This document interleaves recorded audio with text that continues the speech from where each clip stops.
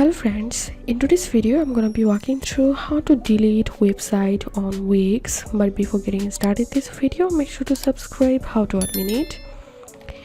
So first of all, log in into your Wix account and click on my site, and from this list select the website you want to delete. So I'm going to selecting this one.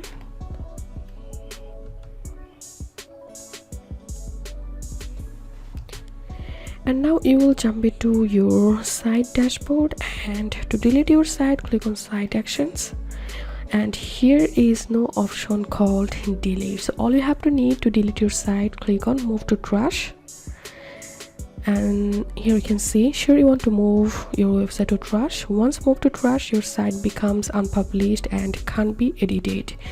So it means your site will be totally hidden. So click on move to trash, and here you can see my site has been successfully moved to trash. So this is how we can delete our Wix website. If you have any questions, feel free to post in description. If you think to see more WordPress videos, please check the links in descriptions. If this video helped you, give a thumbs up and please consider subscribe, how to admin it. Thank you for watching.